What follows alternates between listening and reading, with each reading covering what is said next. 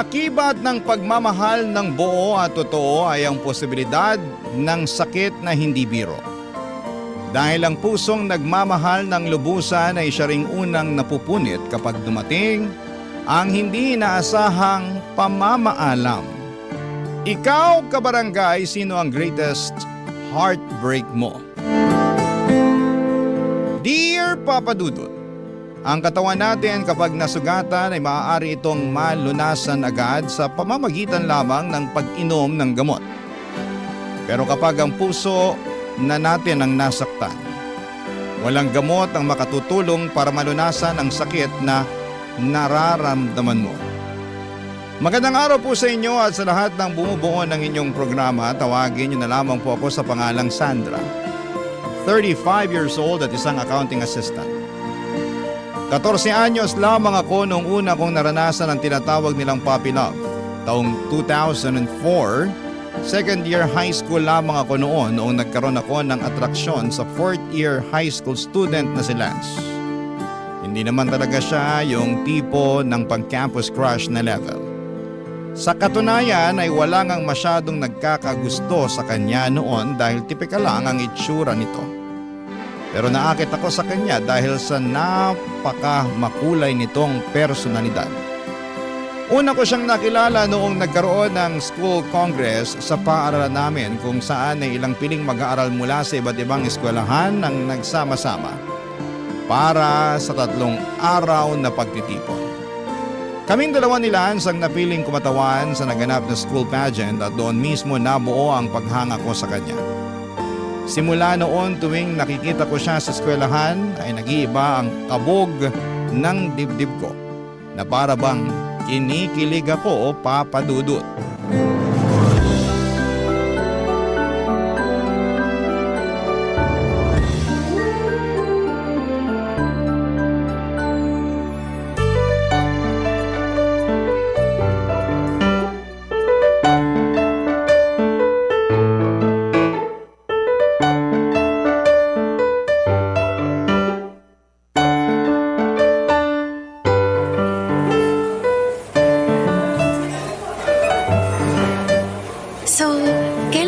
Kwento sa akin tong sinasabi mong man of your dreams. Sino ba kasi yan, Sandra? Ba't di mo pa sabihin sa akin? Wag na. Hindi mo rin naman kilala eh. Taga-ibang section ba? Hindi. Sa ibang year siya. Mas matanda siya kaysa sa atin. Talaga? Third year o fourth year? Senior na siya. Hala siyang landi ng kaibigan kong to. Sino nga? Sabihin mo na. Baka kakilala ko tapos matulungan pa kita. Wag mo nang alamin kung sino. Sabihin mo na. Isa, lalo mag-iinit ang ulo ko. Sige ka. Sige na nga. Basta, atin lang to ah. Huwag mong ipagsasabi kahit na kanino. Oo na. Sino ba kasi yung lalaking tinutukoy mo? Si Lance. Si Lance? Yung volleyball player na partner mo nun sa pageant? Oo, siya nga. Ano namang nagustuhan mo dun? Sobrang common naman ng itsura niya. Tsaka, hindi ba nasa lower section yun? Ibig sabihin, bopol siya. Grabe ka naman sa Bopols. Wala naman yun sa itsura tsaka sa talino. Nasa pagkatao yan. O ano namang meron sa pagkatao niya na nagustuhan mo? Friendly siya. Tapos makulit, palatawa, tsaka sobrang caring. Basta, hindi mo pa kasi siya nakakasama kaya hindi mo alam yung totoong ugali niya. Sa bagay, hindi rin naman talaga ganun kataas yung standards mo eh.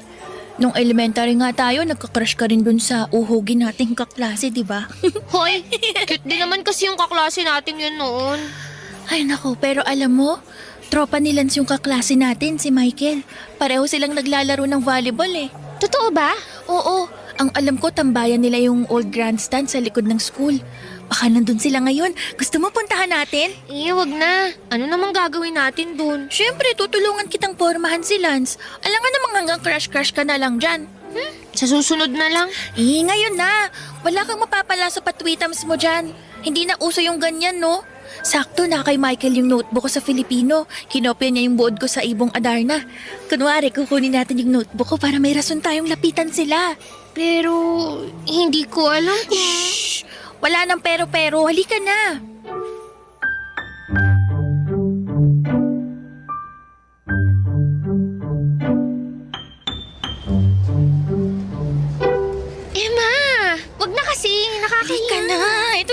bilis mo para mapalapit sa crush mo. Sa susunod na lang. Malapit nang mag-time mo.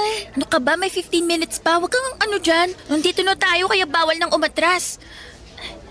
Ay, ayun sila oh. Sabi na nandito sila nakatambay eh. Sino ba yung Lance dyan? Yung matangkad na nakabukas ng butones ng polo. Oh, in fairness naman, may itsura kahit konti. Pwede na yan. Halika na. Sandali lang, Emma. Sandali lang naman. Oh, ano? Bakit? Check mo muna kung maayos tong itsura ko. Baka mamaya hulas na pala ako. Ay naku, matagal ka ng hulas. Hindi mo na maayos yung problema mong yan. Halika na. Ay, naku, paalis na sila. Ang bagal mo kasi. Lance! Lance, sandali lang.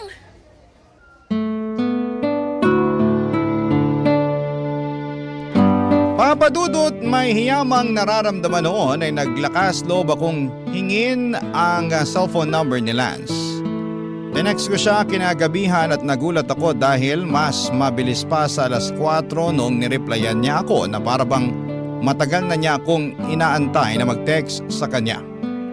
Sa mga sumunod na araw ay mas napalapit pa kami sa isa't isa hanggang sa napasama na kami ng kaibigan kong si Emma sa grupo nila Lance. Hindi naglaon ay naging kami rin ni Lance, Papa Dudut. First time ko lang pumasok sa isang relasyon noon, kaya nung una ay natakot akong sagutin siya. Dahil baka magalit ang mga magulang ko kapag nalaman nilang may boyfriend na ako. Simula noon ay araw-araw pagkatapos ng klase namin ay lagi ko siyang nakikitang nagaantay sa labas ng classroom namin. Hindi siya umuwi hanggat hindi niya ako nakikitang nasundo ng tatay ko. Super supportive din siya sa mga extracurricular activities na sinasalihan ko na kahit malayo ay tinitiyak niyang nasasamahan niya ako. Ang relasyon namin ni Lance ang bumuo sa high school life ko. Puppy love lang yon kung tawagin ng ibang tao, pero para sa akin ay totoong pag-ibig na ang nararamdaman ko para sa kanya. Sa kanya ko humuhugot ng lakas sa bawat hamong dumarating sa akin o nag-aaral pa lamang ako. Siya ang pinagmumula ng mga maliligayang alaala ko na kailanman ay hindi ko makakalimutan. Papadudot, para sa akin ay si Lance ang inaasahan kong lalaking nakatakda para sa akin. Pero pagsapit ng graduation kasabay ng pagsasaya namin dahil sa wakas ay tapos na sa high school si Lance, ay isang balita ang ibinahagi niya sa akin na siyang kinalungkot ko, Papa Dudut.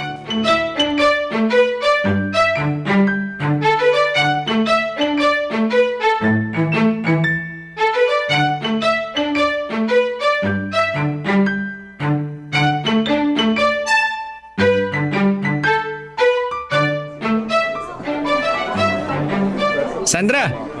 Congratulations, Lance! Pasensya na kung wala akong dalang regalo para sa'yo Bawi na lang ako sa susunod. Ayos lang yun. Di mo na kailangan mag-abala. Yung presensya mo pa lang dito. Okay na sa akin yun. Masaya na ako. Nasaan na si Emma? Ay, nauna na siyang umuwi. Ah, ganun ba? Nasa labas na sina mama, naghihintay. Gusto ko niyang imbitahan. Kain daw tayo sa labas. Ako?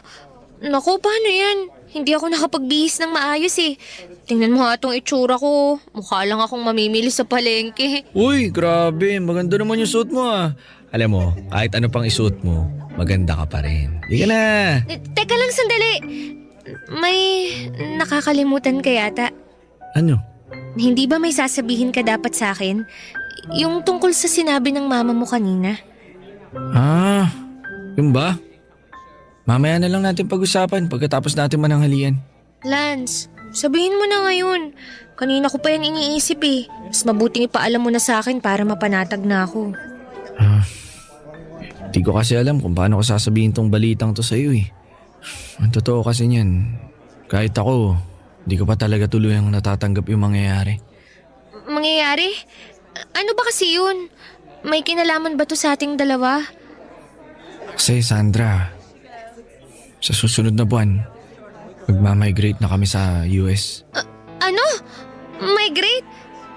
Lilipat na kayo sa US? Oo, buong pamilya namin, doon na kami titira. Doon na rin ako magpapatuloy ng pag-aaral ko. Pero paano ako? Paano tong relasyon natin? Akala ko ba walang iwanan, tapos iiwan mo ko? Magkakalayo lang naman tayo Pero ano man ang meron tayo ngayon, hindi magbabago yun. Lance, matagal mo na ba tong alam? Oo. Matagal na nilang nilalakad yung mga papel namin sa paglipat. Tapos ngayon mo lang to sasabihin sa akin? Sorry, di ko alam kung paano ko sasabihin sa'yo yung totoo eh. Kahit ako, di pa rin handa sa pag-alis namin. Alam mo, uuwi na lang ako. Sandali lang. Hindi ka na sasama sa amin? Biglang sumama yung pakiramdam ko eh. Pakisabi sa mama mo, pasensya na. Maiwan na kita. Sandra, sandali lang! Sandra!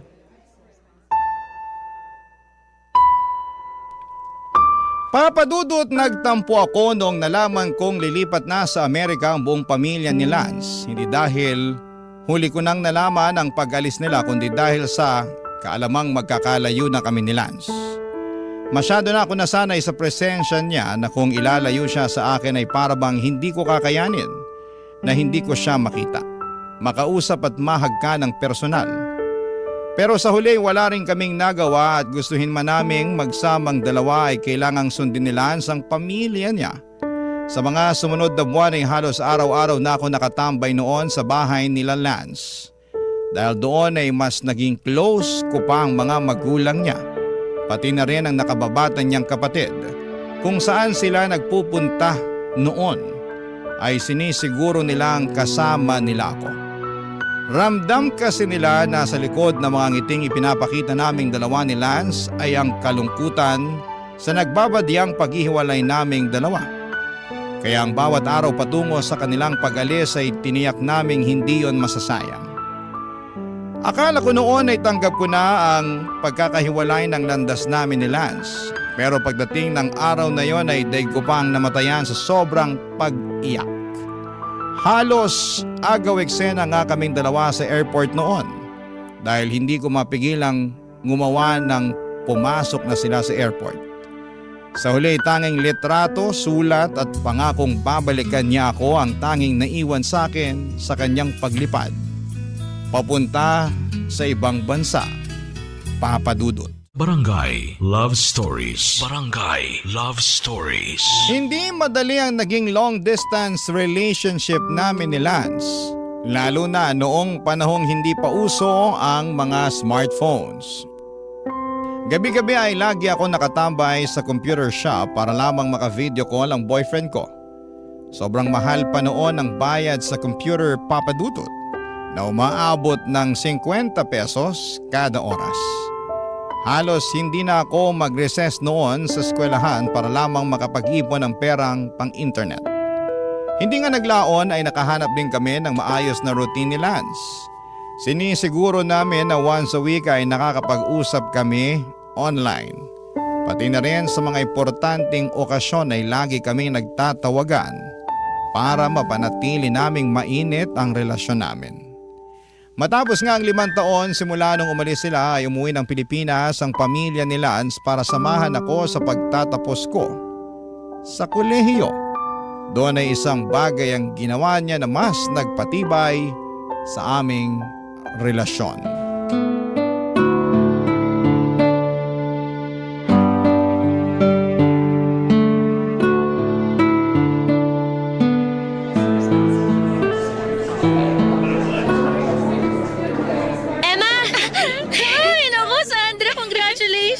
Congratulations din sa'yo, sis! Sa wakas graduate na tayo. Naku, mas congratulations sa'yo dahil ang haba-haba ng hair mo. Ha? Bakit? Basta, sama ka sa akin. May nag-aantay sa'yo sa labas. Sino naman? Basta, sandali, pahiram ako ng panyo mo. Teka, ano bang ginagawa mo? Kailangan mo ng piring sa mata para mas ma-surprise ka. Hawak ka lang sa akin, dali. Sundan mo ako ha. Sandali lang, baka matumba ako. Saan ba tayo pupunta? Basta, magtiwala ka lang sa akin. Ayan. Oh, dahan-dahan lang ha. Ayan, malapit na tayo. Saan ba kasi tayo pupunta, Emma? Ang dami mo namang alam, ha? Basta, wait lang. Nandito na tayo. Oh. Konti na lang. Hakbang. Ayan. Kailangan nating lumayo sa mga tao para walang masyadong umepal sa eksena nyo. Eksena namin, Ninong. Nang bisita mo. Ayan, nandito na tayo. Oh, tatanggalin ko na tong piring ha. Ready ka na ba? Kanina pa ako ready. Okay. Bibilang ako. 3, 2, 1. Surprise! Lance! Congratulations, love. Kailan ka pa umuwi? Sinong kasama mo? Mag-isa ka lang ba? Oh, one question at a time lang. Mahina ka laban. Ito muna, flowers. Congratulations ulit. Oh, salamat. Oh, paano yan? Maiwan ko na muna kayong dalawa dyan ha. Makikipagpicturan lang muna ako sa mga kaklase natin doon. Bye-bye! Salamat, Emma. You're welcome. Basta yung chocolate ko ha. Sige na, babush! Nagulat naman ako. Hindi ko alam na umuwi ka pala. Hindi ko talaga pinaalam sa'yo para ma-surprise kita. Si Emma lang yung sinabihan ko. Mag-isa ka lang? Kasama mo ba si tita? Kasama ko buong family ko. Tinaon ko talaga na ngayong buwan yung bakasyon namin para sakto sa graduation mo. Grabe, hindi pa rin ako makapaniwala. Ikaw ba talaga yan, Lance? Oo, ako nga. Sobrang namiss kita, Sandra. Ako rin. Halika nga rito, payakap nga. Ay, parang kagabi lang, magkausap pa tayo sa phone eh. Hindi ko alam na nasa Pinas ka na pala. Galing ko magtago ng secret, no? Ay, masaya na ako ngayong araw dahil nagtapos na ako. Pero hindi ko inakala na mas may isasaya pa pala tong araw na to. Ako na siguro yung pinakamasayang graduate ngayon. Nga pala, may isa pa pala akong regalo sa'yo. Meron pa? Ito. Ano to? Buksan mo. Ha? Tama ba tong nakikita ko? Lansing-sing ba to? Hindi lang basta sing-sing yan. Na. Promise ring to. Natanda sa buong commitment ko sa'yo. Pangako ko naman na natili akong loyal at faithful sa relasyon natin kahit magkalayo pa tayo. Tong sing-sing na to, ito yung magiging paalala na pipiliin natin ang isa't isa kahit anong mangyari. Patunay ito na ang relasyon natin papunta sa tamang direksyon. Lance! Ngayon, Hoy! Bakit ka lumuluhod dyan? Sandra, tinatanggap mo ba ang promise ring na to bilang simbolo na mananatili tayo sa tabi ng isa't isa hanggang sa dulo? Oo naman, Lance. Tinatanggap ko. Susuot ka na ha, wala nang bawian. Oo, wala nang bawian. Pangako ko sa'yo, tayo hanggang sa dulo.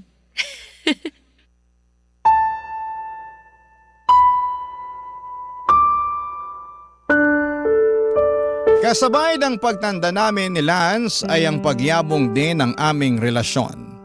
Sa mga sumunod na mga taon ay mas nag-mature pa ang tingin namin sa isa't isa. Kaya naman mas naalagaan pa namin ang pagsasama namin kahit na milya-milya ang layo namin mula sa isa't isa.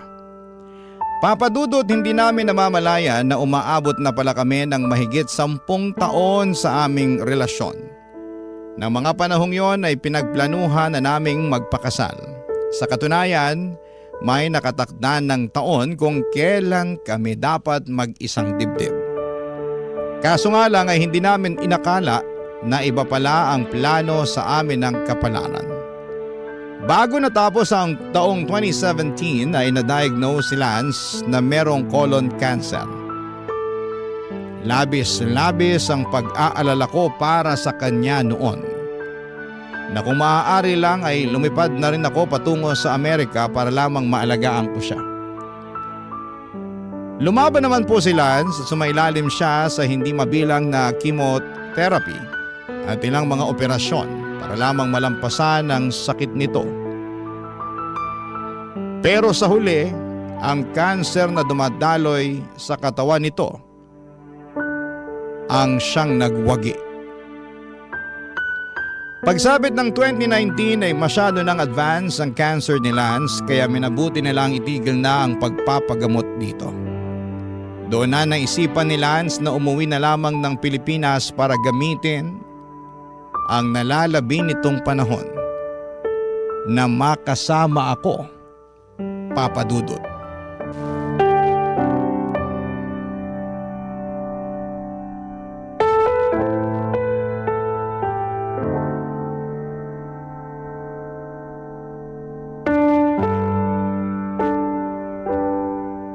Naaalala mo pa ba tong singsing na ibinigay mo sa akin? Oo naman. naman. Ito nga oh.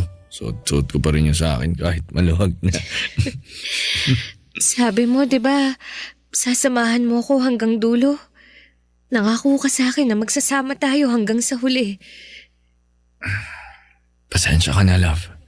Gustuhin ko man pero parang hanggang dito na lang talaga yung buhay ko eh. Hindi ko naman inasahan na mas mauuna pala akong mawala kaysa sa'yo. Pero mas maganda na yun. Mas mapapanatag akong makita na ikaw ang may iwan.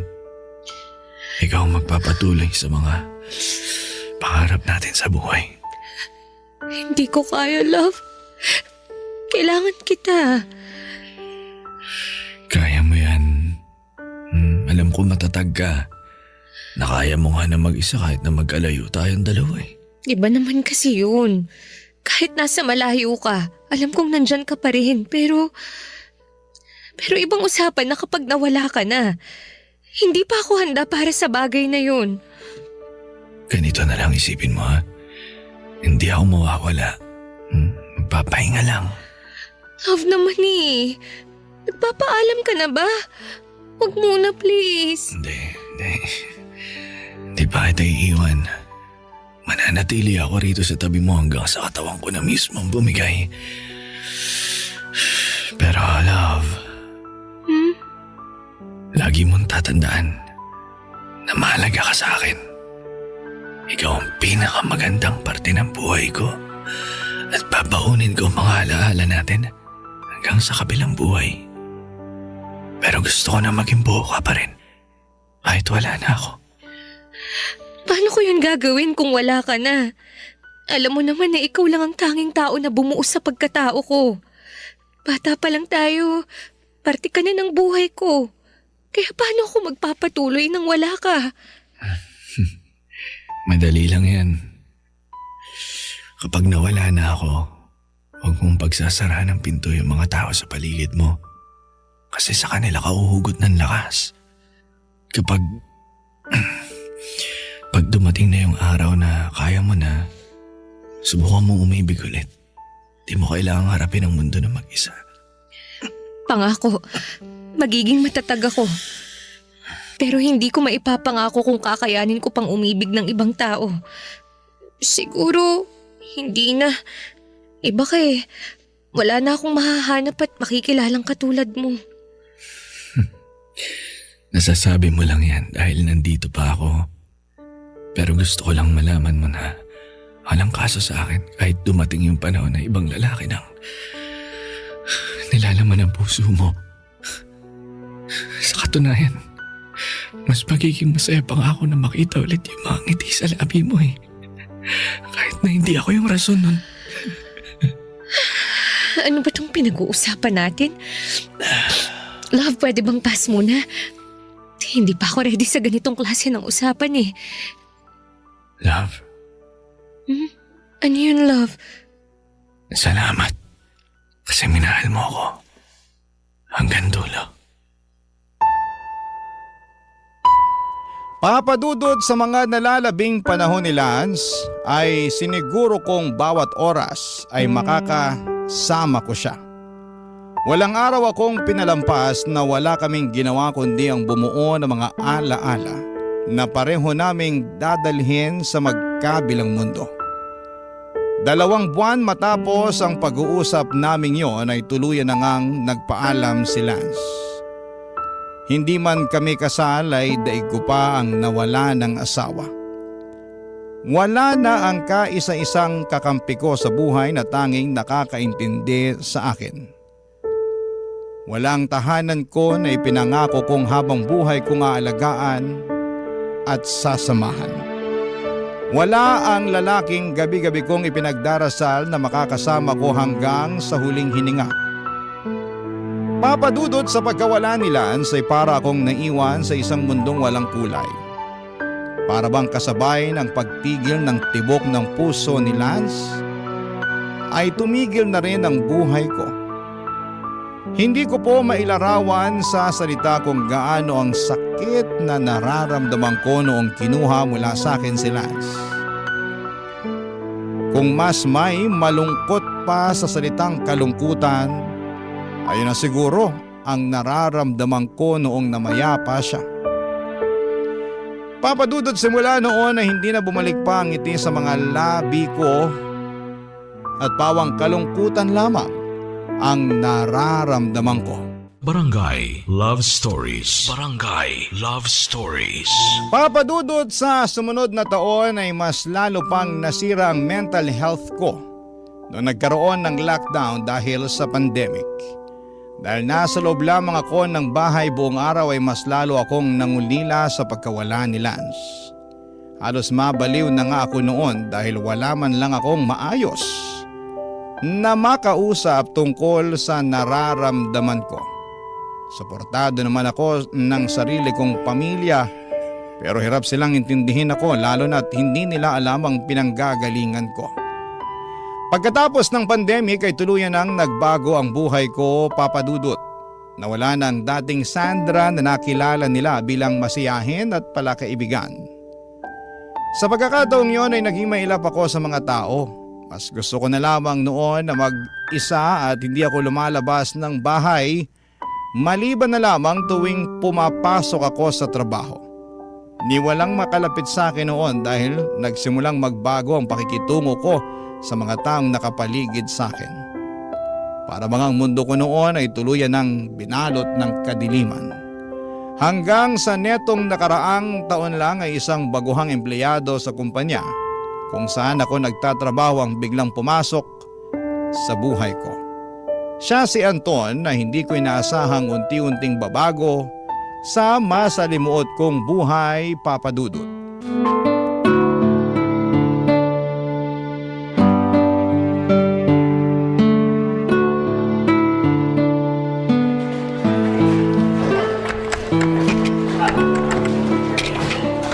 Totoo ba na mataas magbigay ng bonus tong company natin?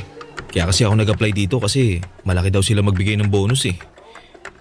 Makakakuha na kaya ako agad nun kahit bago pa lang ako dito? Akala ko ba hindi mo ako aabalahin? Pasensya ka na. Kausap ko lang yung sarili ko. Huwag mo na akong pansinin dito.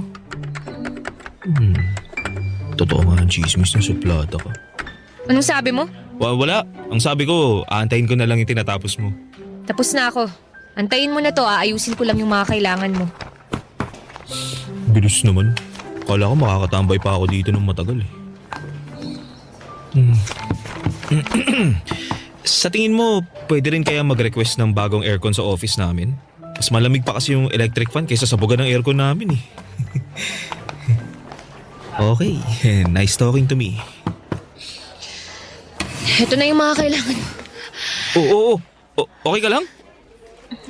Oo, medyo nahilo lang ako nung bigla akong tumayo. Teka, mainit ka. May sakit ka ba? Gusto mo dalang kita ng gamot? Hindi, wag na. Kunin mo na to para makaalis ka na. Pero sigurado ka bang... Uy! Miss! Miss, okay ka lang ba? Tulong! May tao ba dyan? May nahimatay dito! Tulong!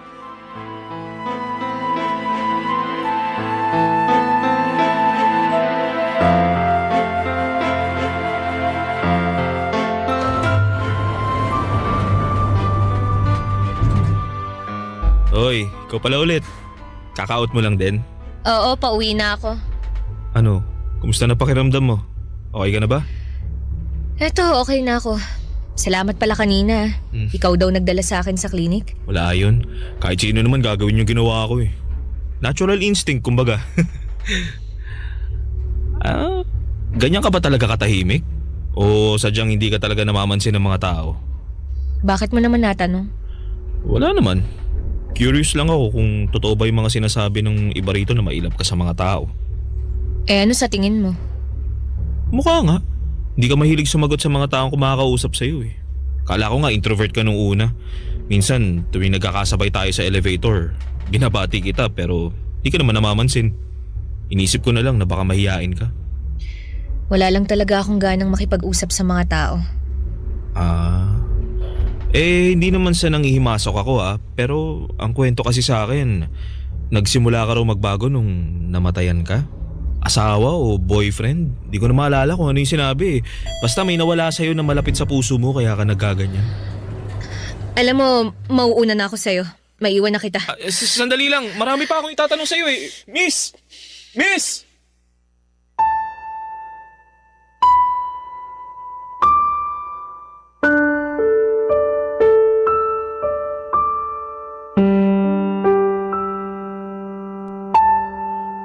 Papadudot nung nawala si Lance ay hindi ko na hinangad na magkaroon pa ng panibagong pag-ibig. Wala na yon sa mga plano ko sa buhay ko. Pero sa biglang pagdating ni Anton ay tila ba unti-unti niyang nabago ang pananaw na yon sa isipan ko. Hindi ko namamalaya na dahan-dahan na pala nitong binabago ang buhay ko. Ang dating mundo ko na tila ba wala ng kulay ay unti-unting nagkaroon ng laman. Ang matataas na pader na binuo ko para sa sarili ko ay dahan-dahan kong ibinabana. Sa isang iglap ang kalungkutang nararamdaman ko dahil sa pagkawala ni Lance ay napalitan ng ligaya sa pagdating ni Anton. Nang mga panahong yon ay si Lance pa rin ang laman ng puso ko pero hindi naglaon ay nagkaroon din ako ng lakas ng loob na papasukin si Anton sa buhay ko. Naisip ko na yun naman talaga ang gustong mangyari ni Lance. Ang magkaroon ako ng pangalawang pagkakataong umibig ulit at maramdaman ang saya na dulot nito. Kaya kahit nag-alinlangan pa, ay sinubukan kong sumugal. Masakit mang iwan ang nakaraan kasama si Lance ay kinailangan kong harapin ang kinabukasan sa tulong ni Anton. Papadudot.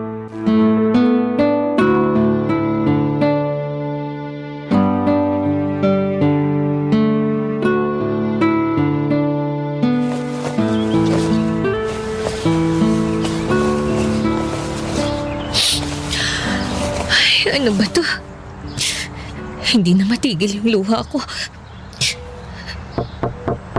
Sandra? Dito na ako. Sandali lang! Nandyan na. Halika, pumasok ka. Salamat. Oh, ano meron dito? Bakit nagkalat ang mga damit? Tsaka, umiiyak ka ba? Namumugto yung mga mata mo ah. Ano nangyari? Wala to. Wag mo na lang akong intindihin. Tulungan mo na lang ako sa pag-aayos ng mga damit na to. Kanino ba tong mga damit na to? Kay Lance. Lance? Yung ex-boyfriend mo?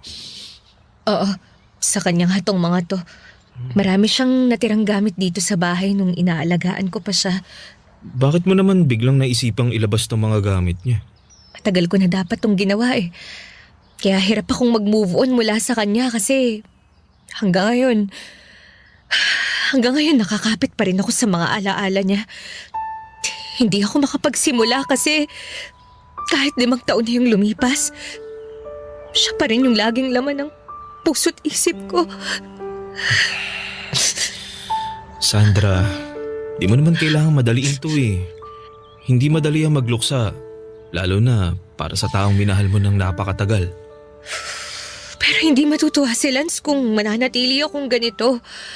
Sobrang laki na ng ipinagbago ko simula nung nawala siya. Bago siya namatay, nangako ako sa kanya na nagpapatuloy ako sa buhay ng masaya. Alam mo, Anton, simula nung nawala si Lance, ngayon na lang ulit ako nakaramdam ng kasiyahan. Yun ay nung nakilala kita. Totoo ba yan? Oo, ikaw lang yung taong dumating sa buhay ko na hindi ko ina-expect na magbibigay ulit ng kulay sa buhay ko. Sa tuwing nakakasama kita, para bang bumalik yung dating saya sa buhay ko. Alam mo, hindi ko naman intensyon na palitan si Lance o kunin kung ano man yung lugar niya sa puso mo. Alam kong espesyal siya at kahit kailan, hindi ko maihigitan ng pag-ibig na binigay niya sa'yo. Pero pwede kong subukan dahil alam kong deserve mong makatanggap ulit ng tunay na pagmamahal. Kaya ako nga ito ginagawa eh. Kasi handa na ako. Sa wakas, kaya ko na siyang pakawalan. Kaya ko nang magmahal ulit ng hindi na nakukonsensya. Kaya ko na ulit tumanggap ng pag-ibig ng hindi inaalala yung nakaraan ko. Dahil yun sa tulong mo, Anton. Ibig bang sabihin ito, tinatanggap mo na ako sa buhay mo? Oo, hindi dahil gusto ko nang kalimutan si Lance, kundi dahil gusto kong tuparin yung ipinangako ko sa kanya na magiging masaya ako ulit. Yun ang gusto niyang mangyari. Salamat. Salamat, Sandra, at binigyan mo ako ng pagkakataon. Ano ka ba? Ako dapat ang magpasalamat sa'yo. Dahil kahit ilang beses kitang itinulak palayo, nandyan ka pa rin. Nagpupursige para sa akin.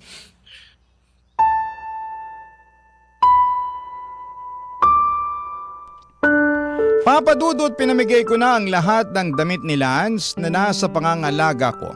Ang tanging natira sa akin ay ang promise ring na ibinigay niya. Hindi ko na ito sinusuot pero si Anton na mismo ang gumawa ng paraan kung ano ang gagawin dito. Niregaluhan ako ni Anton ng kwintas at doon niya sinabit ang promise ring na bigay sa akin ni Lance. Sabi nila mahirap higitan ang first love, hindi lang dahil sa alaala at damdaming kaakibat nito, kundi dahil sa bawat ngiti, halakhak at yakap na unang naramdaman mo ay nag-iwan ng bakas sa puso mo. Pero hindi ibig sabihin nito na wala na tayong karapatang umibig ulit. Walang sino man ang makakapalit sa pwesto ni Lance sa puso ko. Pero handa akong magbigay ng espasyo para kay Anton. Hindi lang sa puso ko kundi pati na rin sa nalalabing buhay ko. Papa Dudut, sa ngayon ay patuloy ang pagtibay ng relasyon namin ni Anton at umaasa ako na sa pagkakataong ito, siya na ang taong makakasama ko hanggang sa dulo. Dito na po nagtatapos ang kwento ko at sana po ay nagustuhan niyo po ito. Maraming salamat po and more power sa Barangay Love Stories. Ang inyong forever kapuso at kabarangay, Sandra.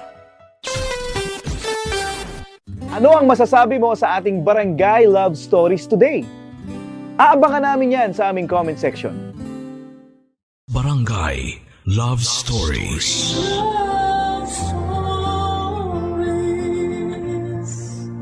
Walang pagkakamali ang naitatama ng isa pang pagkakamali dahil mas lalo lamang nitong pinapagulo ang sitwasyon at dumadagdag sa problema ng isang tao. Ikaw, kapuso, ano ang gagawin mo kapag nakagawa ka ng pagkakamali na pwedeng makasira ng isang tahimik at maayos na relasyon?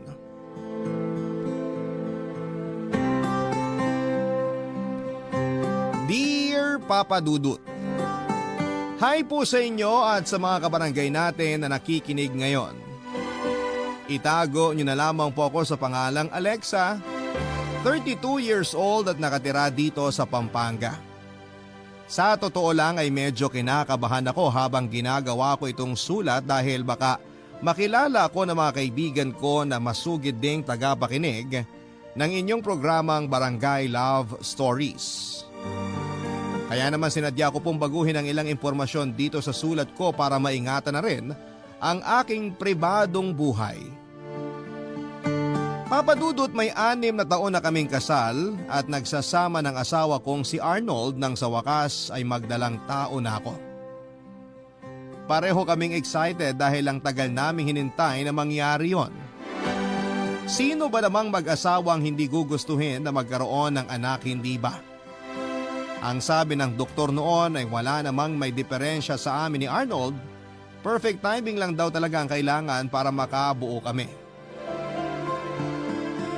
At dumating na nga ang araw na yon na sobrang kinatawa talaga naming mag-asawa. Sa aming dalawa kasi ni Arnold ay ramdam ko na yung asawa ko ang mas excited nang magkaroon kami ng anak. Wala kasi siyang mga kapatid kaya naman ang gusto niya sana ay magkaroon kami ng maraming anak. Biniro niya pa nga ako na kapag nanganak na raw ako ay kaagad naming susundan ang susundan yon hanggang sa makabuo kami ng isang basketball team. Ganon karaming anak ang gusto ng asawa ko at ganon siya ka-excited sa magiging baby namin na ilang taon naming hinintay. Kaya lang isang pagsubok ang dumating sa aming buhay mag-asawa. Nakunan ako sa ika-6 na buwan ng pagbubuntis ko, Papa Dudut.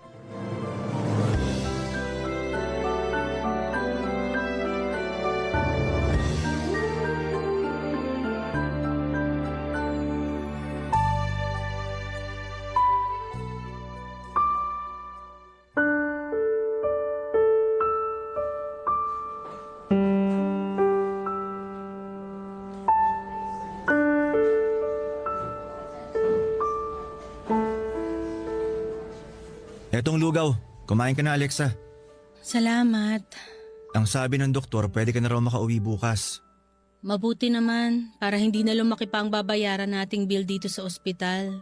O anong ibig mong sabihin yan? Nawala akong pera. Hindi naman sa ganun, Arnold. May pera trabaho ko Alexa. Kaya kong bayaran kahit magkano pang abutin ng bill na sinasabi mo dyan. Wala naman akong ibig sabihin sa sinabi ko. Para kasi pinaparating mo sa akin na wala akong kwentang asawa sa'yo eh. Nagtatrabaho ko ng maayos para maibigay ang lahat ng pangangailangan mo at ng dapat na magiging baby natin. Alam ko naman yun. Alam mo pero hindi ka naman marunong makinig. Ano bang ibig mong sabihin? Alexa, ilang beses ka nang pinayuhan ng doktor na pumirmi na lang. Di ba sabi niya sa bahay ka na lang at magpahinga? Pero sinabi niya rin naman na kung pakiramdam ko kaya kong magtrabaho, walang problema kung magpapatuloy ako. Nandun na tayo sa kaya mo nga. Pero hindi naman kaya ng baby natin. Magkaiba yun. Sinisisi mo ba ako sa pagkawala ng baby natin? Wala ako sinasabing ganyan. Wala nga, pero yun ang pinaparamdam mo sa akin. Ang gusto ko lang iparating sa'yo, dapat sinunod mo na lang ang pinayo sa atin ng doktor. Sinabi ko naman sa'yo na hindi ako sanay nang nasa bahay lang, di ba? Kita mo na? Ang tigas talaga ng ulo mo. Tutupad din talaga sana ako sa usapan natin na maaga ako magma-maternity leave. Hindi ko naman alam na mangyayari to. Kasi ramdam ko na kaya ko pa talagang magtrabaho. Ikaw nga lang yun at hindi ang baby natin. Bakit ba hindi mo maintindihan yun? Dahil hindi ko naman ginusto na mawala ang baby natin. Oo, hindi ko nga sinunod ang payo ng doktor na wag munang magtrabaho. Pero naging maingat naman ako, di ba? Mula sa pagkain at pagkilos ko, lahat ng bili ng doktor sa akin, sinunod ko. Hindi mo sinunod. Kasi kung oo, hindi mawawala ang baby natin. Palibhasa, napakamakasarili mo. Wala kang pakialam sa magiging anak sana natin. Hindi totoo yan! Mahal ko ang baby natin! Ang sabihin mo, mas mahal mo yung sarili at trabaho mo. Alam mo, hindi ko maintindihan kung bakit hindi mo maiwan-iwan yung lecheng trabaho mo eh. Kulang pa ba talaga ang perang inaabot ko sa'yo tuwing kinsenas at katapusan? Magkano bang gusto mong iabot ko sa'yo tuwing sweldo ko ha?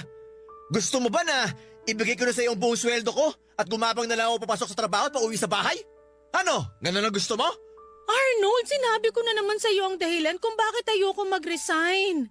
Masyado na ako napamahal sa trabaho ko at hindi ako sanay na palaging nasa bahay lang. Kita mo na? Napakamakasarili mo talaga. At wala kang pakialam sa baby natin. Ako lang! Ako lang talaga nagmamahal kay baby. Ako lang, Alexa! Papa Dudut, nang magbuntis ako ay sinabi ng doktor na medyo masela ng kalagayan ko, lalo na ang pagkabit ni baby sa sinapupunan ko. Pinayuhan niya rin nga ako na mas mabuti pa nga kung magpahinga na lamang ako sa bahay at hindi na muna magtrabaho.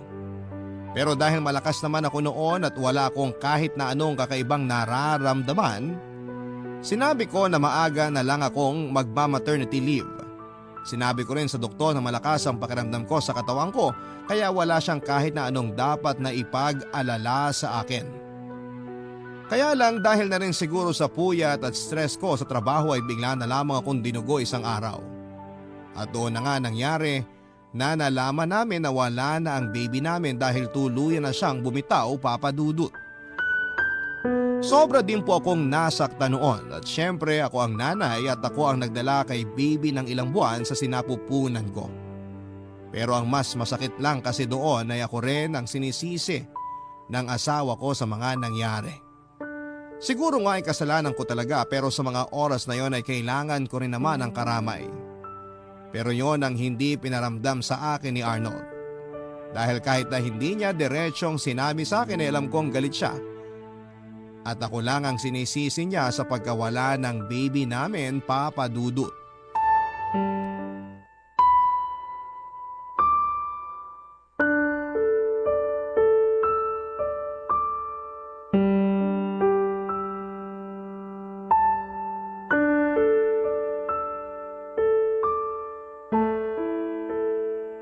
Ano? Wala pa bang resulta? Sandali lang, nilalagyan ko pa ng ihi ko tong pregnancy test kit. Bilisan mo na dyan. Tapos dito na lang natin hintayin ang resulta. Sige, saglit lang. Ay, sana talaga 2 guhit na lumabas dito. Sana mabuntis na ako. Alexa, ano ba? Ang tagal mo naman dyan. Eto na nga, lalabas na ako ng banyo.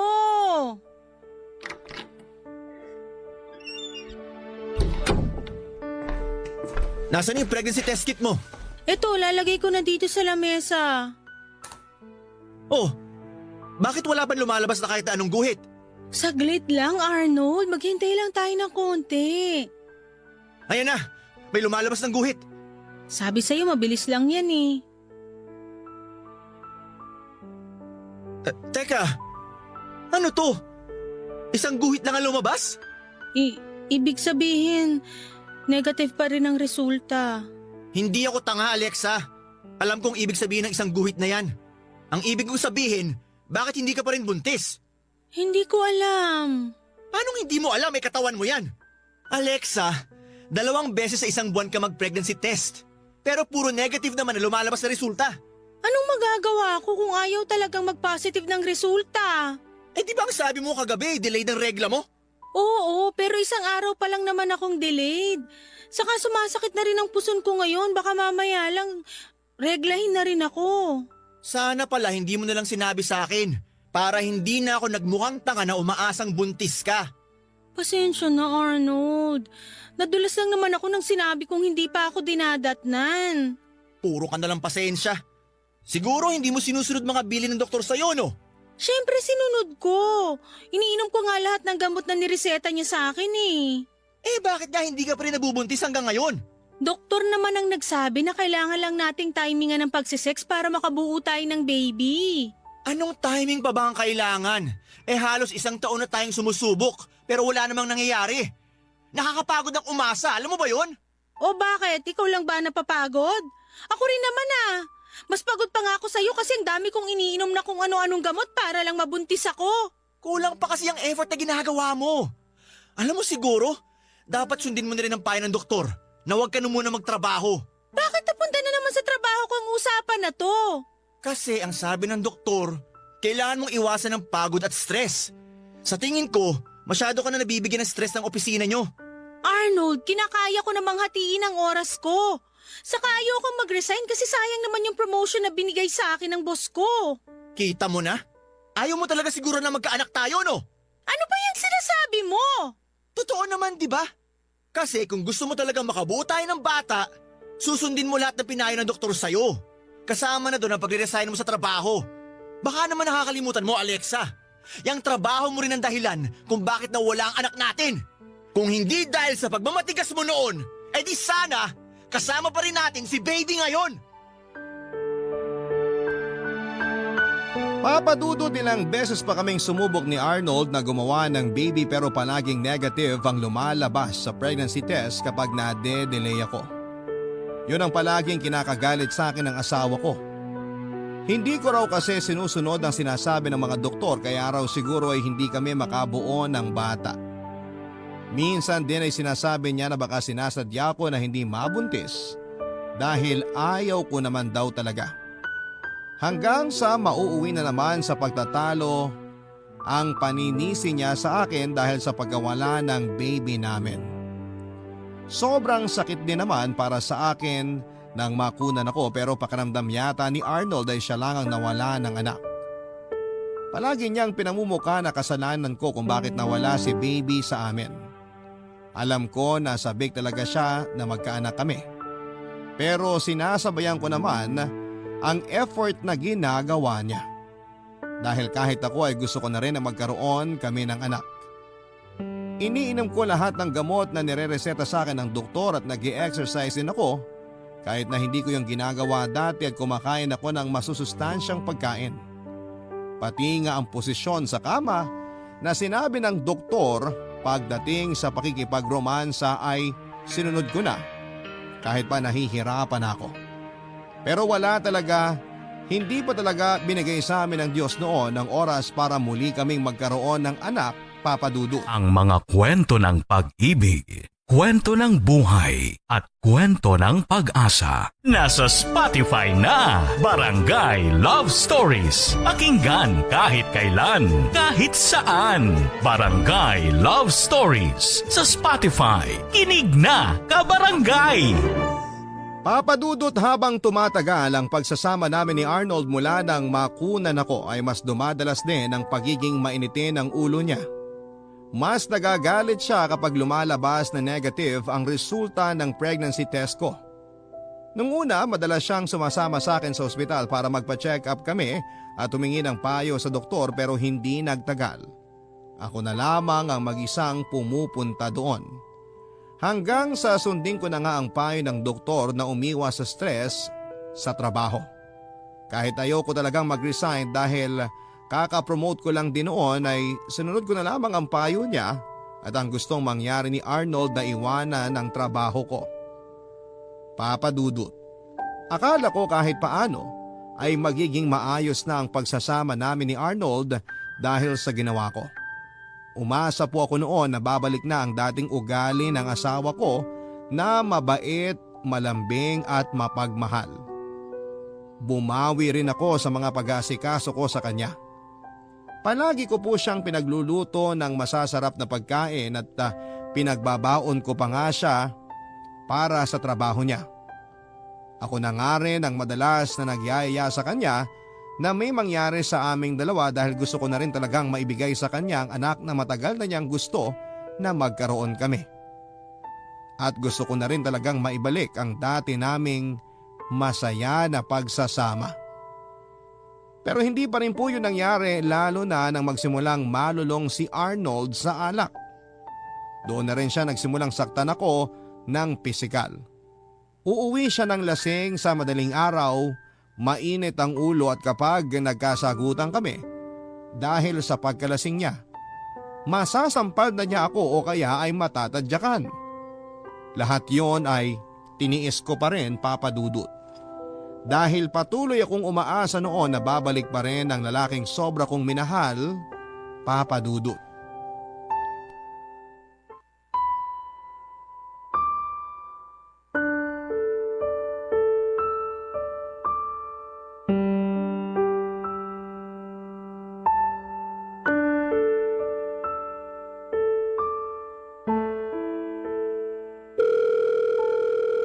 Nasaan na ba si Arnold? Sana naman sagutin na niya tawag ko. Ay, ano ba yan, Arnold? Ba't hindi ka pa rin sumasagot? Mag-aalas 11 na ng gabi, wala ka pa rin dito sa bahay. Ay, nandiyan na yata siya. Siya na yata ay nagbukas ng gate. Tingnan ko nga dito sa bintana. Ah, siya na nga. Ay, nako. Ang hina naman ang mga kasama ko sa alak. Nabitin lang tuloy ako. Mabuti naman at nakauwi ka na. Oh, bakit gising ka pa? Hinihintay lang naman kasi kitang umuwi. Alam mo ba kung anong oras na? Wala ka bang mata para tingnan ng oras sa relo mo? Wag mo akong pilosopuhin, Arnold. Kanina pa kita tinatawagan pero hindi mo sinasagot. Hindi ko alam kung nasa ang lupalop ka na ba o kung uuwi ka pa dito sa bahay natin. Sino ba kasing may sabi na hanapin at hintayin mo ako? Asawa mo ko. Natural lang na mag-alala ako sa'yo dito sa bahay natin. Asawa nga kita. Pero hindi mo naman ako mabigyan ng anak. Anong sabi mo? Tumabi ka na nga lang dyan sa dadaanan ko. Gusto ko na magpahinga. Hindi! Gusto kong marinig uli yung sinabi mo kanina. Tumahimik ka na dyan, Alexa. Ah. Pagod ako sa trabaho. Kaya wag mo nang painitin pa lalong ulo ko. Arnold, bakit ba palagi ka na lang ganyan? Palagi ka na lang umuwi ng malalim na ang gabi tapos lasing pa. Hindi na nga kita makausap ng matino eh. Saka pwede ba? Hindi ko naman kasalanan kung bakit hindi kita mabigyan ng anak. Hindi ko kasalanan kung bakit hindi ako mabuntis-buntis. Pero kasalanan mo pa rin kung bakit namatay ang anak natin. Bakit ba paulit-ulit mo na lang sinisisi sa akin ang pagkawala niya? Kasi, kung iningatan mo lang sana ang sarili mo at nakinig ka lang sa akin na mag-resign na kaagad sa lintik na trabaho mo, hindi siya mawawala. Pero hindi ko nga ginusto yung nangyari na yon. Hindi ko ginusto na mawala sa atin si baby. Tumahimik ka na nga. Kahit naman anong sabihin mo, hindi na siya mabubuhay. Umalis ka na dyan sa dadaanan ko dahil gusto ko na magpahinga. Hindi! Pag-usapan natin to! Dahil hindi matatapos ang issue na to kung paulit-ulit mo akong tatalikuran. Isigaw mo sa akin ngayon lahat ng galit mo, Arnold! Sisihin mo pa ako sa pagkawala ni baby! Murahin mo ako kung gusto mo, sige lang! Yun naman talaga ang gusto mong gawin, di ba? Isigaw mo na sa akin, saktan mo na uli ako nang matapos na to! Sabi ng tumahimik ka na, Alexei! Narinig din na ako sa'yo! Dada ka ng dada!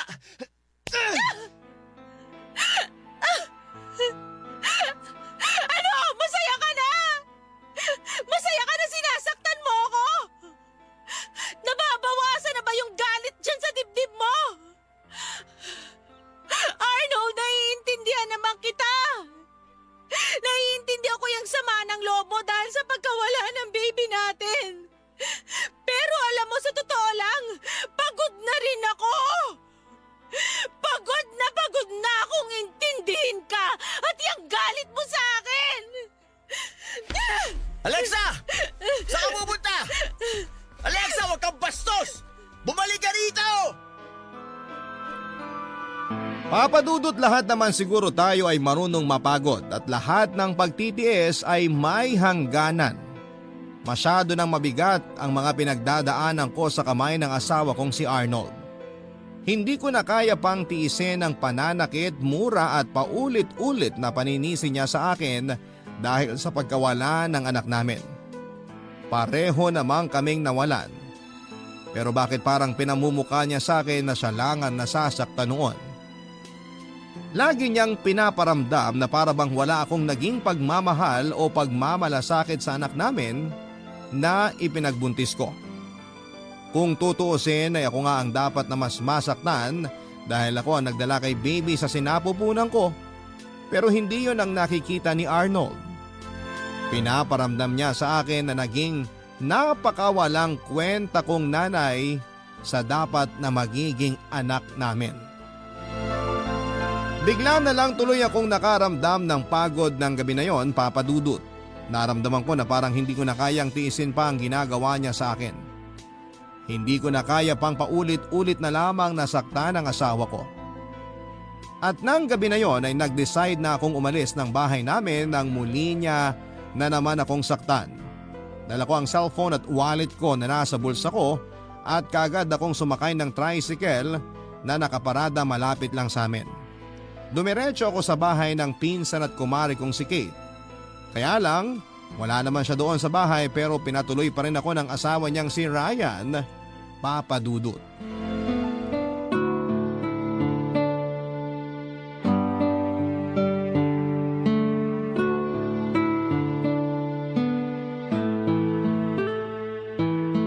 Naku Alexa, pasensya ka na kung hindi ako makakauwi ng bahay ngayon. Tulog na rin kasi ang mga bata dito sa bahay ni nanay. Ayos lang, Kate. Ako nga ang dapat humingi ng pasensya kasi pumunta ako dito sa bahay niyo ng 10 oras ng gabi. Ano ka ba? Walang problema doon. Ayun nga lang, si Ryan lang ang nandyan ngayon sa bahay. Nahihiya nga rin ako dito sa asawa mo. Ayoko na rin sanang tumuloy nung malaman ko kanina na wala ka pala dito. Kaya lang wala naman ako ibang mapupuntahan ng ganitong oras. Kaya nga dyan ka na magpalipas ng gabi sa bahay namin. Uuwi rin naman kami ng mga anak ko bukas ng tanghali. Ang sabi mo wala kang nadalang gamit, di ba? Oo, wallet at cellphone ko lang ang nabitbit ko nung umalis ako ng bahay namin. Kumuha ka muna sa mga pambahay ko dyan kung gusto mong magpalit ng damit. Naku, hindi na. Ayos lang naman ako dito sa suot ko. O sige, ikaw ang bahala. Basta kapag gusto mong magpalit ng damit, nandyan lang naman yung mga gamit ko. Saka pareho lang naman tayo ng size ng katawan kaya magkakasya sa'yo ang mga damit ko. Salamat talaga, Kate. Sus, wala yun. Nakausap ko na rin pala si Ryan kanina. Binilin ko na sa kanya na doon ka na lang sa kwarto namin matulog at doon na lang siya sa sofa. Isa lang kasi ang kwarto namin dyan sa bahay. Okay lang naman kahit ako na lang ang matulog sa sofa. Ako naman ang hindi papayag ikaw ang hindi maging komportable sa pagtulog mo. Stress ka na nga sa asawa mo, pati ba naman dyan sa bahay namin? Mas stress ka pa? Hindi naman pwede yun. O basta, feel at home ka lang dyan. Ibababa ko na tong tawag kasi kailangan ko nang pumasok sa loob ng bahay. Wala kasing signal doon. Saka nilalamok na rin ako dito sa labas eh. O sige, salamat uli, Kate. Wala yun. Kita tayo bukas. Bye! Bye.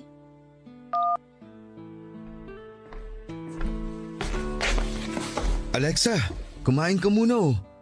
Pasensya na kung pritong itlog at longganisa lang tong naluto ko. Ito na lang din kasi ang laman ng ref namin. Oh, eto. Ayos lang, hindi ka na dapat nag-abala pa. Hindi rin naman ako nagugutom. Nako, kailangan mong kumain. Kahit konti lang. Kung hindi, lagot ako sa misis ko kapag nireport ko to sa kanya na hindi mo ginalaw tong mga niluto ko. Sige na nga. Salamat Ryan ha. Saka pasensya ka na rin kasi naabala pa kita ng ganitong oras. Ayos lang. Wala rin naman akong pasok sa trabaho bukas. Kaya nga ito, umiinom ako ng alak mag-isa. Pampatulog lang. Ay, oo nga. Kumusta na pala yung pasa sa pisngi mo? Hindi na ba masyadong masakit? Hindi na masyado. Salamat sa ice bag na pinahiram mo kanina. Ay, alam mo ba na hindi ito ang unang pagkakataon na nasaktan ako ni Arnold? Hindi pala first time yan? Bakit hinayaan mo pang maulit? Dahil mahal na mahal ko ang asawa ko at ayoko na tuluyang masira ang pagsasama namin. Tama naman siya na kasalanan ko kung bakit nawala ang baby namin eh. Kaya dapat kong intindihin ang galit na nararamdaman niya sa akin. Alexa, walang may gusto na mawala ang baby niyo. Kaya hindi mo yung kasalanan kasi hindi mo naman sinadya ang nangyari. Ay, ang mabuti pa, eto. Para saan tong bote ng alak? Uminom ka para kahit paano, marelax ka. Huwag kang mag-alala, hindi naman malakas ang tama ng alak na yan. Mag-isang bote ka lang para makapagpahinga ka rin kaagad mamaya. Papadudot magkaklase kami ni Kate mula elementary hanggang high school at naging magka-schoolmate din noong college. Kaya naman naging malapit din kami sa isa't isa. Kahit paano rin ay ka-close ko na ang naging asawa niya na si Ryan dahil mabait naman ito sa akin. Kaya nga hindi ko na rin napigilan noon ang sarili ko na mapakwento sa kanya at maglabas ng sama ng loob sa sitwasyon ko. Umiyak na rin ako noon dahil walang ibang nakakaalam ng mga pinagdadaanan ko sa kamay ni Arnold kung hindi si Kate lamang. Naging magaan naman ang loob ko kahit papaano dahil sa pag-uusap namin na yon ni Ryan. Nang mga oras din na yon, papadudot ay sakto namang umiinom siya ng alak nang dumating ako sa bahay nila. Hindi ko na nga rin siya natanggihan pa nang alokin niya ako ng isang bote ng alak. Alam ko kasi na kailangan ko yon para kahit papaano ay makalimot ako sa pinagdadaanan ko. Pero hindi lang pala problema ko ang makakalimutan ko noon kung hindi pati na rin ang limitasyon ko ng gabi na yon. At dahil nga sa sobrang kalasingan ko noon ay hindi ko na napigilan pa na may mangyari sa amin ni kumpare, Papa Dudut. Kabarangay, i-share mo ang iyong barangay love stories. Sabay-sabay nating pakinggan ang iyong kwento ng pag-ibig, buhay at pag-asa. Ipadala lang sa barangaylovestories@yahoo.com. Papadudot ng magising ako sa tabi ni Ryan na wala nang kahit na anong saplot sa katawan namin ay kaagad akong bumangon at doon na rin siya nagising. Agad niyang kinuha ang mga damit niya at lumabas ng kwarto. Ako naman ay naiwan doon na mabilis ding nagbihis. Saglit pa akong natigil noon sa kwarto at napatulala. Ilang beses kong tinatanong ang sarili ko kung bakit hinayaan ko na may mangyari sa aming dalawa ni Ryan ng gabing yon. Bakit hindi ako nag-iwan ng kaunting katinuan sa isipan ko at sarili ko? Napakalaking kasalanan ang nagawa ko sa asawa at sa kumpare kong si Kate. Naiyak na lamang tuloy ako noon dahil sa nangyari at nang mahimasmasan ako ay nag-decide na akong lumabas ng kwarto.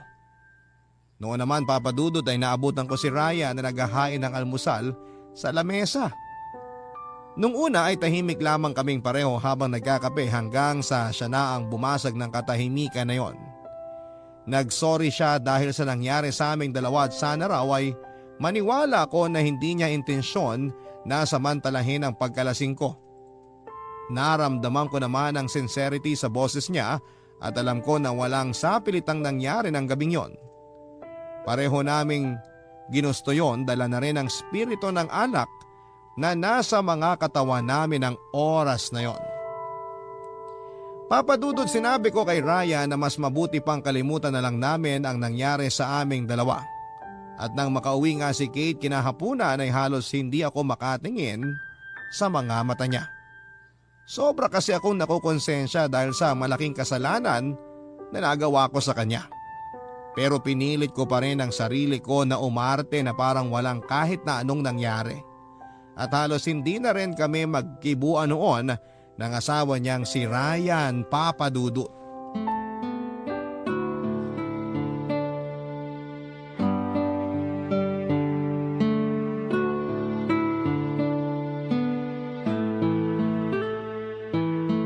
Naku, ano ba naman yung pasamo sa pisngi, Alexa? Ang laki! Hindi naman masyado. Saka pagaling na rin naman to. Anong hindi masyado ka dyan? Malaki kaya? Mukhang malakas ang pagkakasampal sa'yo ng hayop na Arnold na yun ah.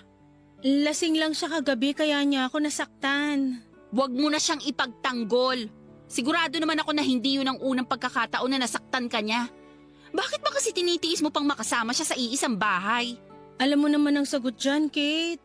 Ayokong tuluyan na masira ang pagsasama namin. Kaya okay lang sa'yo na gawin kang punching bag ng asawa mo, ganon. Hindi naman ganun kasama si Arnold kagaya ng iniisip mo. Sigurado ko na kaya siya nagkaganon kasi hindi niya pa rin matanggap ang pagkawala ng baby namin. Alexa, halos 1 taon na rin ang nakalipas mula nang makunan ka. Kahit hindi ko na-experience ang makunan o mawalan ng anak, alam ko naman na mali ang ginagawa niyang pananakit sa'yo. At mali ka rin na hinahayaan mo siyang saktan ka ng ganyan. Mahal ko si Arnold eh. Nandun na tayo sa mahal mong asawa mo. Pero wag mo naman sanang kalimutan na mahalin ang sarili mo. Excuse sa inyo. Pinagtimpla ko kayo ng kape saka eto. May biko rin akong dala na binili ko sa nagdala kong bata kanina. Ilalagay ko na dito sa lamesa ha. Oh. Ayan, salamat mahal. Kanina pa nga rin ako nagugutom eh. Alexa, eto ang kape mo. Tsaka ito, biko. Salamat, Ryan. Nga pala, mahal. Lalabas lang ako saglit. Nagaya kasi si paring Oka na uminom kami sa bahay nila. O sige, basta umuwi ka kaagad. Saka huwag kang magpapakalasing masyado ha. Oo, mahal. Maiwan ko muna kayo. Sige, Alexa.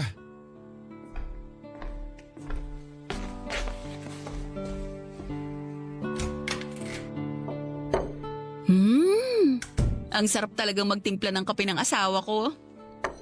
Mabalik tayo sa pinag-uusapan natin, Alexa. Ikaw ha, ayokong maririnig sa'yo na plano mo pang balikan yung gago mong asawa. Nandun na tayo sa nagluluksa pa rin siya sa pagkawala ng baby nyo. Pero hindi naman siya pwedeng habang buhay na ganon. At hindi rin pwede na sa tuwing magagalit at malulungkot siya, basta ka na lang niya sasaktan. Alam mo kung tutuusin, pwede mo nga siyang idemanda dahil sa ilang beses na pananakit niya sa'yo. Sakto kasi may kakilala akong abogado na pwedeng tumulong sa'yo. Ano, gusto mo ba tawagan ko na siya? Oy! Alexa! Aha? Ayos ka lang ba? Oo naman. Ayos lang ako. Bakit parang bigla ka na lang natulala dyan? Ano bang iniisip mo? Oh, wala. Ayos lang talaga ako. Sigurado ka? Oo. May gusto ka bang sabihin sa akin? Wala! Ang ibig ko sabihin, alam mo naman na yung nangyari sa amin ni Arnold. Kaya ano pa bang dapat kong ikwento sa'yo? Wala naman. Nagtaka lang ako kasi parang bigla ka na lang natulala dyan. Kanina naman maayos tayong nag-uusap.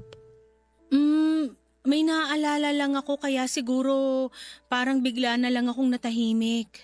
Ay naku, kung ano man yung iniisip mo, sana hindi yan tungkol sa plano mong balikan yung gago mong asawa. Pag nagkataon ako, makakalbo na talaga kita kahit ninang ka pa ng panganay ko.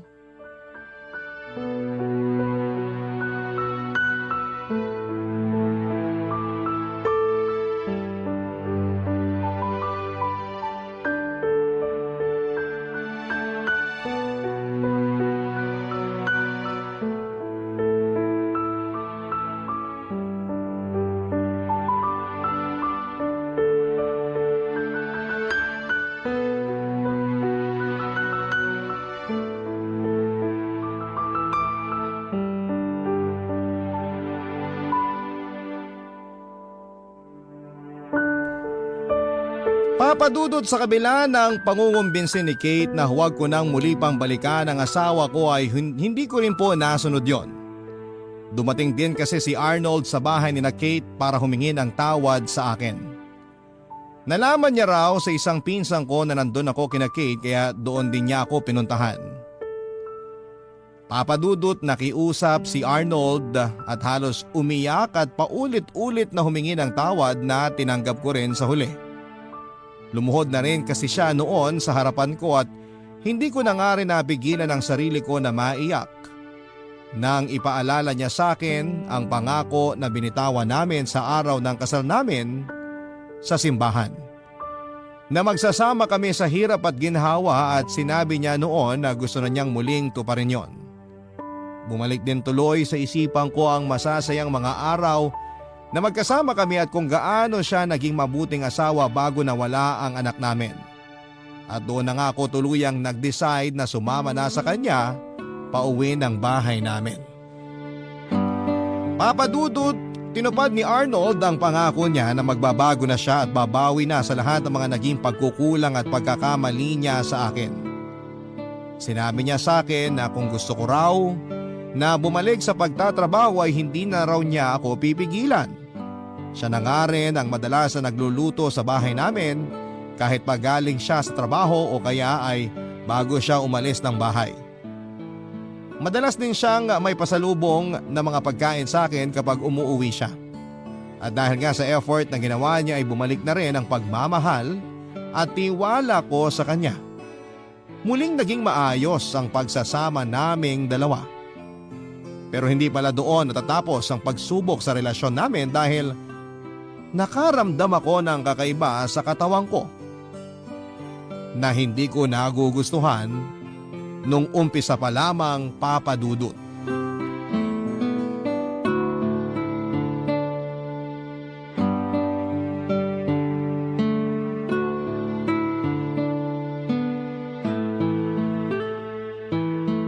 Kumusta ka naman dito sa bahay nyo? Ayos naman. Ayos naman na ayos lang talaga? O nagkukunwari na ayos lang? Maayos lang talaga, Kate. Sabi ko naman sa'yo, nagbago na ang asawa ko eh. Alam mo, parang hindi ko kayang paniwalaan yan. Kaya ba palagi mo akong pinupuntahan dito sa bahay namin? Bukod dito sa masarap na merienda na palagi mong hinahanda kapag bumibisita ako, isa rin talaga sa mga dahilan kung bakit nandito ako, gusto kong makasigurado na hindi ka na sinasaktan ng gago mong asawa. Kate, wala ka nang dapat alalahanin sa akin. Mula nung bumalik ako dito sa bahay namin, hindi na talaga ako sinaktan ni Arnold. Never na rin niya akong nasigawan kahit isang beses. At siya pa ang mas madalas magluto kasi gusto niya raw talaga na makabawi sa akin. Naks naman, mukhang sineseryoso niya talaga ang pangako niya sa'yo ah. Pero wala pa rin ako masyadong tiwala sa asawa mo. Baka sa umpisa lang yung pagbawi ng pinapakita niya. Tapos sa mga susunod na araw, bumalik na naman siya sa pagiging walang hiya niya. Ikaw talaga, Kate. Ang hirap mong hingian ng sorry.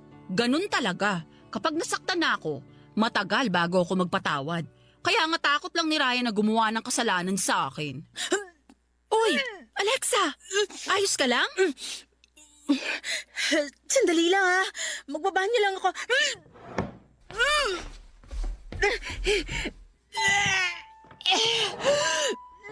Uy! Sigurado ka bang okay ka lang? Ano bang nangyayari sa'yo?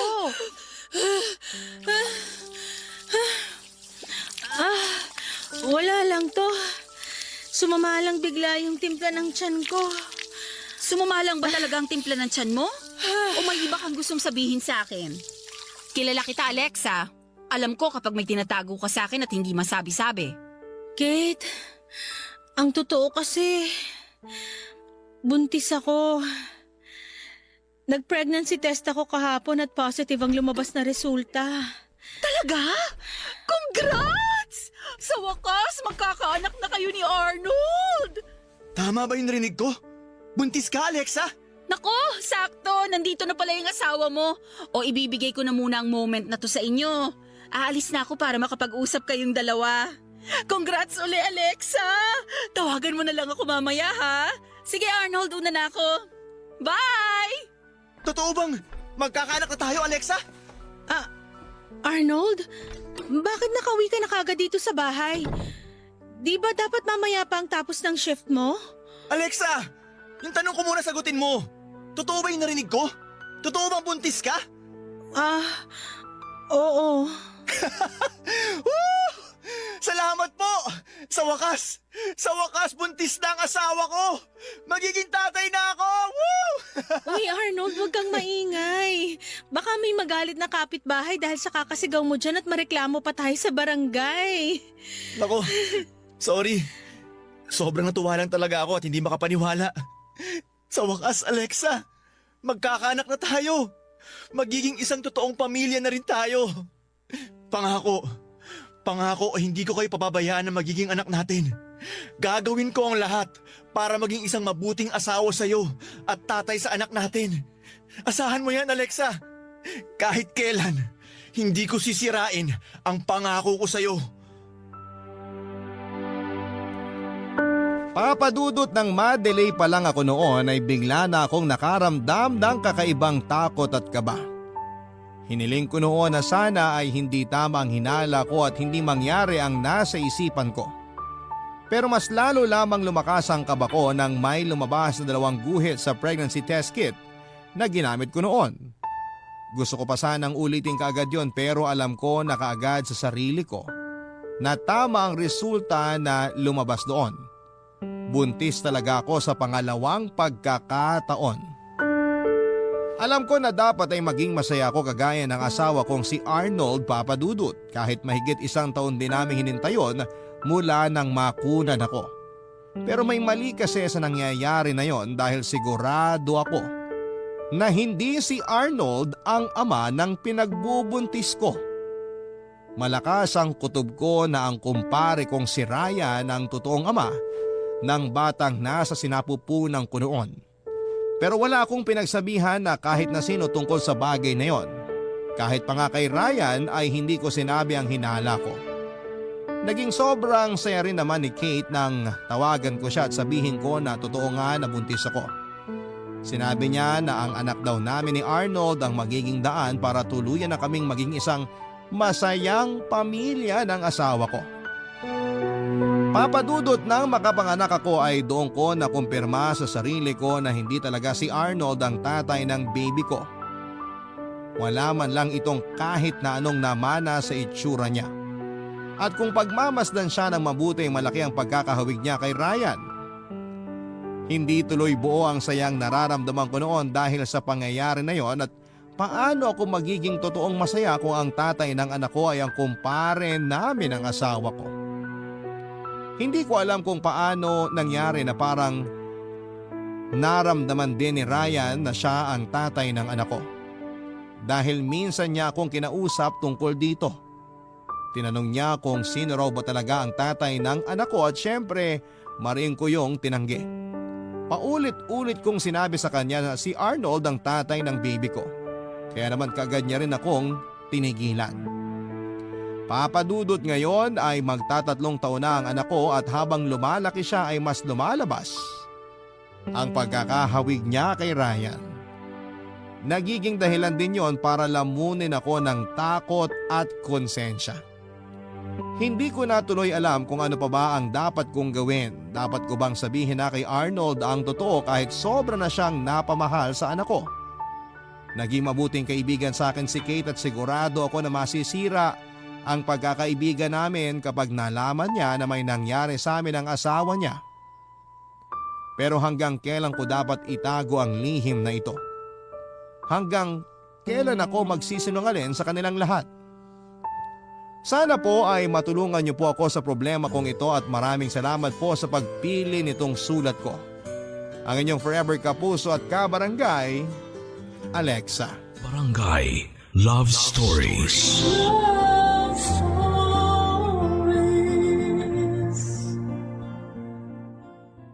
Barangay LS 97.1.